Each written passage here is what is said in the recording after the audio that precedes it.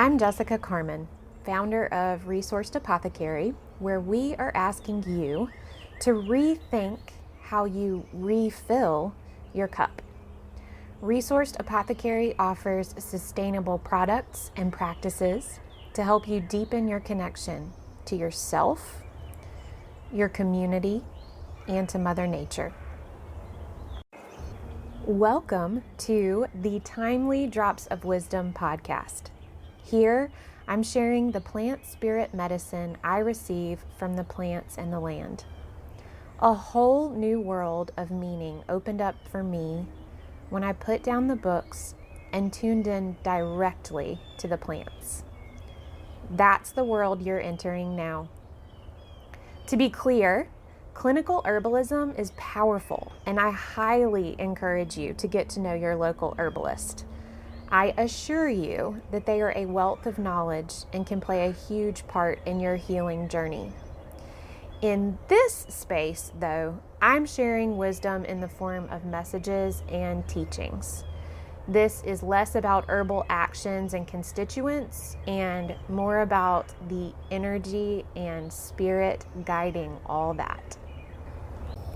This spring, to the dismay of all our neighbors, my husband and I made a bold decision.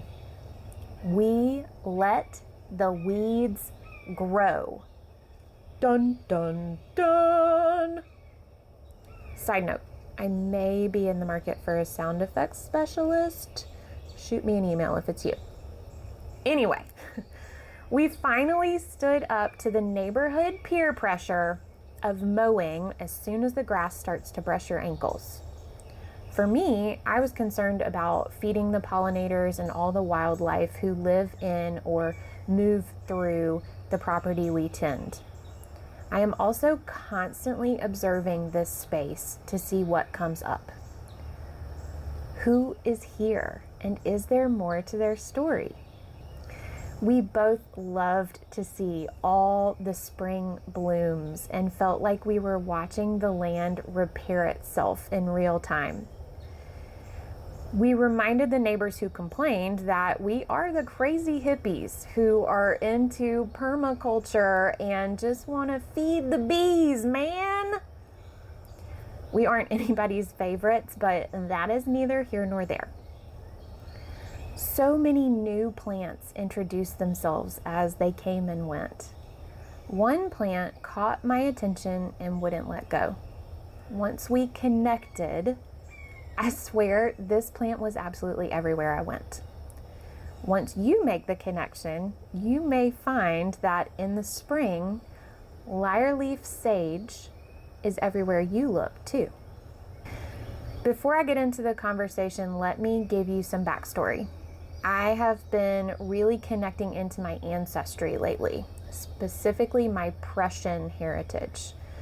This process relies heavily on stories passed down to me and on insights gained in channeling different ancestors. I went way deeper when I read the book Ashkenazi Herbalism, Rediscovering the Herbal Traditions of Eastern European Jews by Dietrich Cohen and Adam Siegel. This book explores the traceable history of a very specific region in Eastern Europe. It really sets the stage for the way society was organized in that area and time, and how herbal traditions played significant roles in the lives of a group of people I relate to, and you might too.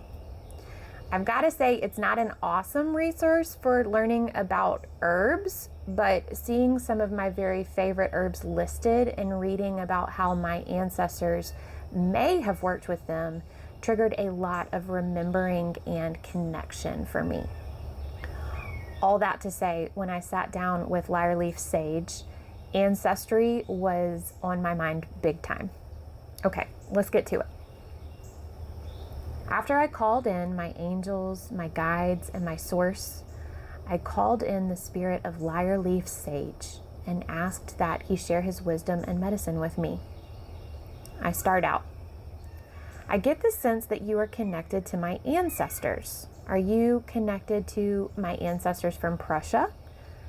from elsewhere, or do you represent the ancestors of this land? His direct reply, it is all one land. Good point, I say. He expands. As it is all one land, we are all one family. There is value in learning about the branches of a family tree. Take my family, salvia, as you call us. There is so much focus on white sage, an attempt to enjoy a relationship cultivated by kin on a different branch of the tree from you. Here I am in abundance, with many gifts to share, and instead of sitting with me and creating relationship, people are mowing me down. Don't even care to ask my name. That has to be frustrating. Could I get to know you today and begin a relationship with you? You are beautiful. You resemble ground ivy. Are y'all kin? I ask, missing his point. We are all kin, he replies. True. And I asked if I could create a relationship with you, then immediately made it about someone else. That's not fair. I apologize. Tell me about you, I reply. Now, here I'm going to cut to a part of the conversation that I recorded. Please forgive the audio quality. I was sitting on a crunchy blanket out with Sage, and that crunch comes through real well. Sitting with Lyreleaf Sage and accepting the invitation to create a personal relationship with the plant that is in front of me, instead of hunting down and importing or trying to make something grow that doesn't want to be here, especially with white sage. And I'm explaining to Sage that I am one of the human stewards of this land at this time, and I'm so grateful to be here doing this work and getting to know all of these plant beings and doing what I can to help rejuvenate and restore this land.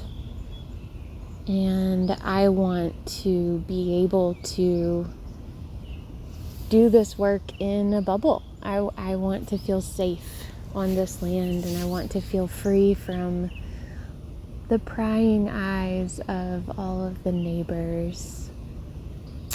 I want to feel safe, and I haven't felt safe on this land. And it is immediately very interesting to me that this is where the conversation has gone today. So I'm interested to know, Sage, how you feel about this. And I hear you asking me, or saying to me, you are safe, are you not? You are here and safe. To which I have to answer, yes, I am safe. I am physically safe. And I still can't shake the feeling of being on display and open to questioning and attack. Obviously, not necessarily physical. It's more that emotional and energetic attack that I feel open to that makes me uncomfortable to be out here by myself most days.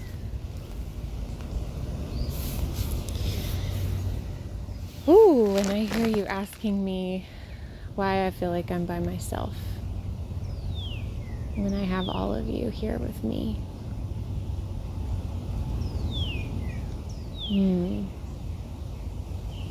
That's a good question. You are all here with me. You are a companion, aren't you? In the true sense.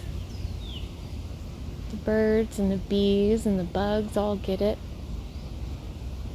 So why can't we? Feel you echoing pine and the other plants who asked me to come home and be here. Thank you.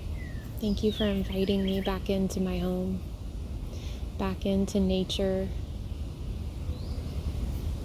This part of me that I forget is part of me and that I am part of. So I feel like you really just want to be a companion, and you want to, or you are, you don't want to, you are offering presence and support. And I have to ask, because presence has been a funny topic here on this land, because there are those beings who I do not want to be present here, whose presence makes me feel uncomfortable, whose presence makes me feel uncomfortable. I allow that, whether it's right or wrong. That's my current reality.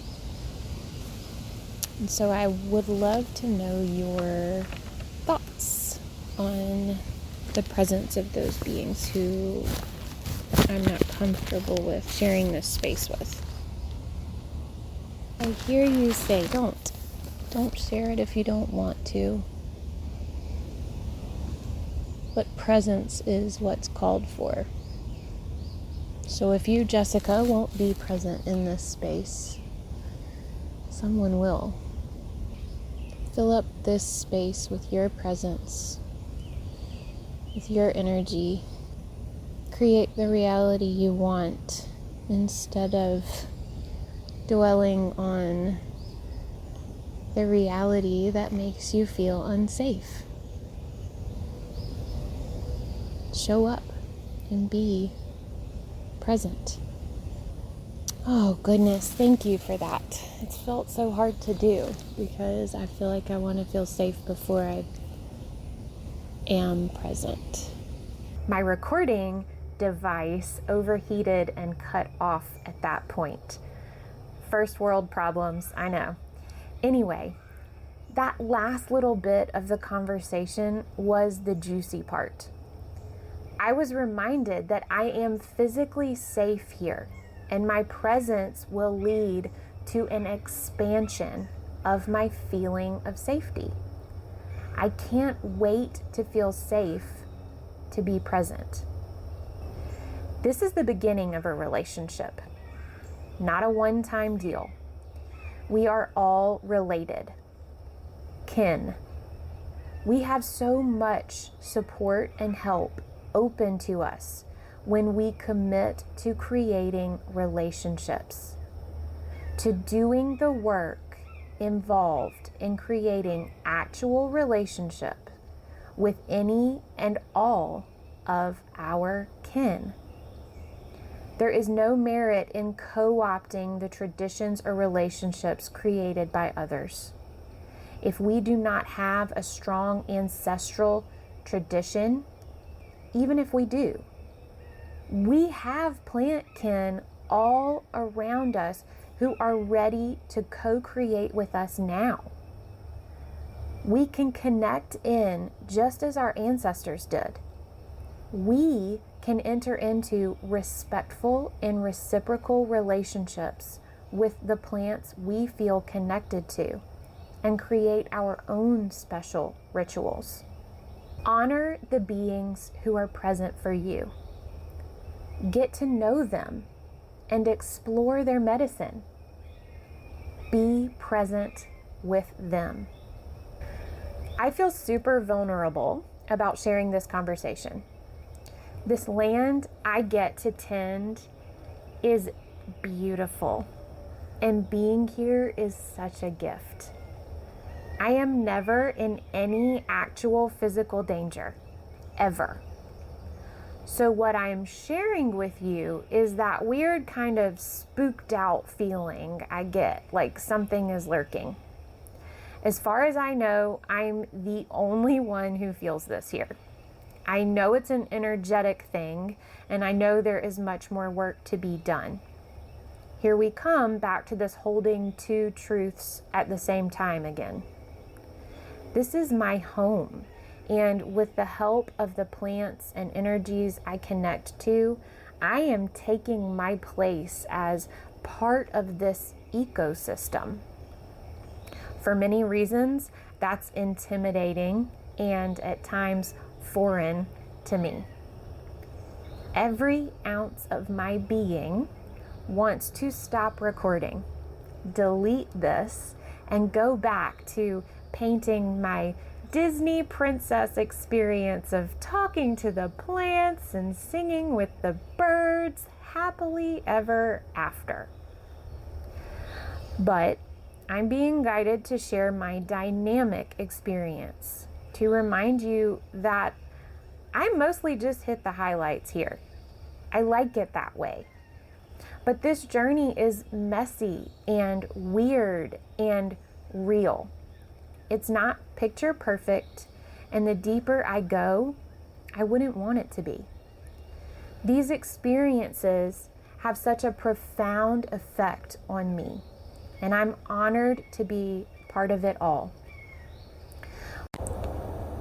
And the real talk here, the real message is that sometimes the things that shake us to our core, the things that we have physical, visceral reactions to, are not truly a result of outside triggers. They are coming from deep within. And we are in these positions where we are shown an opportunity by what we feel is an outside trigger. It may actually appear to be an outside trigger, but what the plants are showing me is there is more work to do. And as far as I can see, it most often is internal work to do. So when I'm being called into presence on this land, the deeper message appears to be that I'm being called into presence with myself. All of those parts of me that may be uncomfortable or may hold memories, impressions, feelings that I haven't dealt with. The plants are holding space for me to process all of that. And I'm sharing this with you because I feel like this is probably a more universal experience than any of us believe or see. I know these plants are helping me, and in truth, they're very specific about my job to share this journey that I'm on and to share the messages that they bring to me. So even though I am letting you into the other side, right, of my fairy tale, I'm honored to be doing so. I am honored to be opening up with you in this way. So I'll close with this final quote from Lyreleaf Sage. I'm calling you into presence, not into control. You don't need to dictate these people's experience. Come be present with them. Facilitate that. Guide them into themselves and hold this space. Offer your experience story, but give them the space to have their own. So with that, dear listener, I invite you to stay tuned for more here on this podcast and on this beautiful land that I tend. Big love.